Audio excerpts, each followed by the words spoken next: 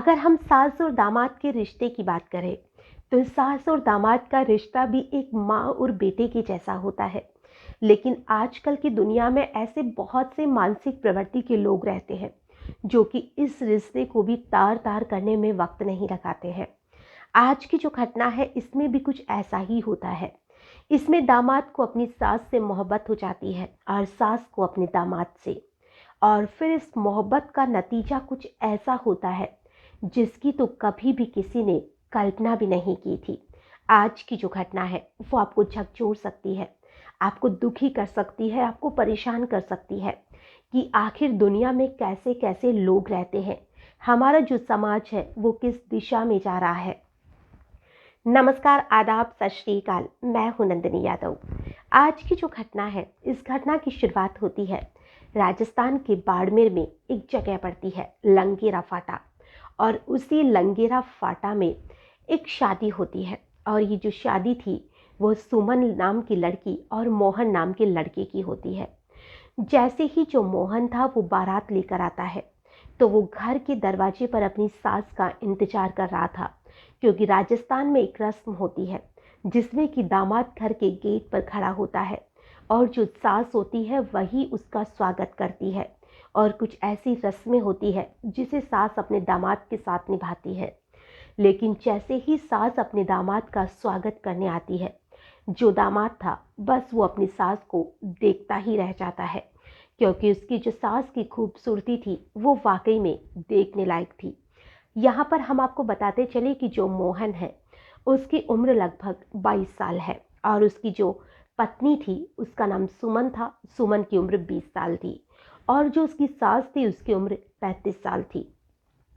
सुमन और मोहन की शादी हो जाती है। सुमन शादी करके अपने ससुराल चली जाती है।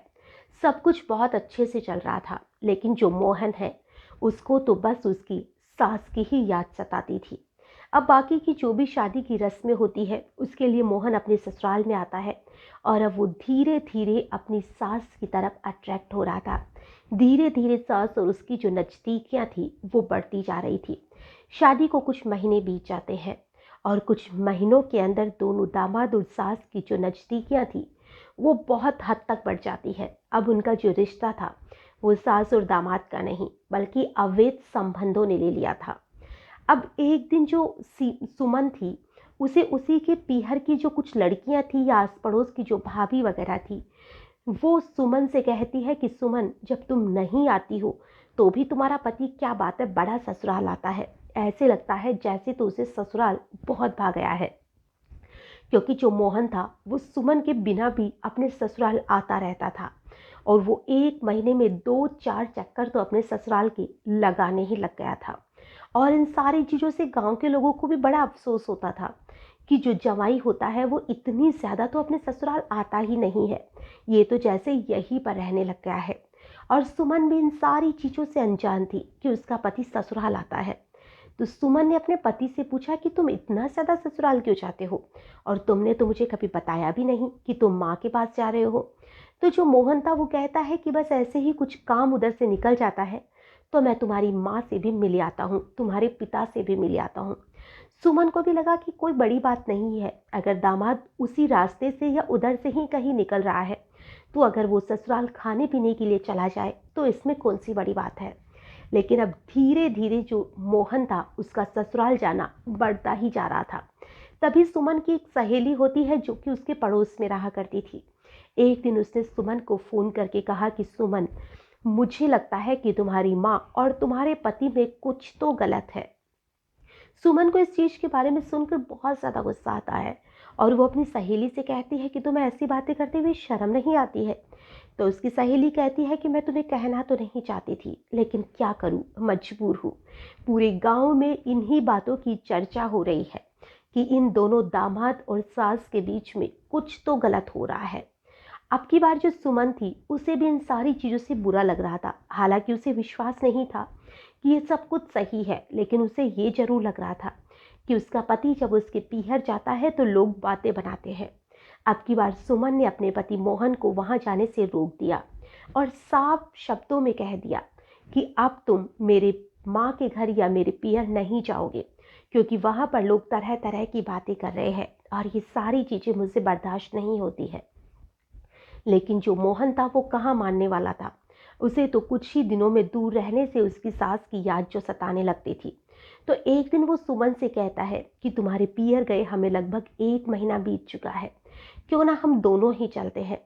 सुमन पहले तो मना करती है कि नहीं, मैं नहीं जाऊंगी, लेकिन जब उसका पति कुछ ज़्यादा ही फोर्स करता है तो वो मान जाती है और वो और उसका पति उसके पीहर के लिए निकल पड़ते हैं। रात को लगभग 10-11 बजे की बात थी। जो सुमन थी वो, उसका पति और उसका छोटा भाई और उसकी माँ साथ में बैठकर बातें कर रहे थे।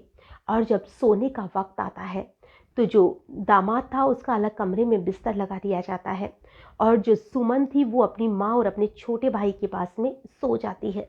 लेकिन रात को लगभग 3 बजे सुमन की आँख खुलती है तो उसे लगता है कि उसकी माँ उसके पास में जिस भी खटिया पे सो रही थी वहाँ पर नहीं है। तो वो उठकर बाहर जाती है और जैसे ही वो उठकर बाहर जाती है, वो जिस कमरे में उसका पति सोया हुआ था उसी कमरे से उसकी माँ की आवाज़ आती है। वो उस कमरे में जैसे ही गेट को नॉक करती है तो गेट अंदर से बंद था। तो इस चीज़ के बारे में जो सुमन थी वो आराम से समझ चुकी थी कि लोग सही कहते हैं, उनकी माँ और उसके पति के बीच में अवैध रिश्ते हैं। अब वहाँ पर एक छोटी सी खिड़की भी हुआ करती थी और वो जब उस खिड़की में से झांक कर देखने की कोशिश करती है तो अंदर का जो मंजर था उसे देखकर सुमन के तो जैसे पैरों तले जमीन खिसक जाती है कि आखिर में कोई भी इंसान इतना ज़्यादा कैसे गिर सकता है। अब उसकी माँ और उसके पति को भी इस बात की भनक लग जाती है, क्योंकि अब सुमन बाहर से जो गेट था उसे बचाई जा रही थी, गेट को नॉक किए जा रही थी। अब उसकी माँ निकल कर बाहर आती है तो सुमन अपनी माँ से कहती है कि लोग सही कहते हैं कि तुम तो माँ कहलाने के लायक ही नहीं हो। और यही बात वो अपने पति से कहती है कि अगर तुम्हें मुंह ही मारना था तो दुनिया में बहुत सी औरतें हैं, क्या तुम्हें मेरी माँ ही मिली थी क्या, जो मेरा सारे रिश्ते नाते तुमने खराब कर दिए, मुझे कहीं का नहीं छोड़ा। और इन सारी बातों को कहकर सुमन अपने कमरे में आकर रोने लग जाती है। अब इधर इन सारी चीज़ों को लगभग 4 बज चुका था। अब जो सुमन की माँ थी और सुमन का जो पति था वो अब घर से निकल चुके थे। सुबह के लगभग 5 बज चुके थे जब जो सुमन थी जब बाहर आकर देखती है, ना ही तो उसका पति था और ना ही उसकी माँ थी। अब उसे समझ नहीं आ रहा था। उसे लगा कि दोनों कहीं घर छोड़कर भाग न जाए। तो वो आसपास में जो भी उसके परिवार के चाचा ताऊ रहते थे वो उनके पास में जाकर आती है और उन्हें सारी बात बताती है।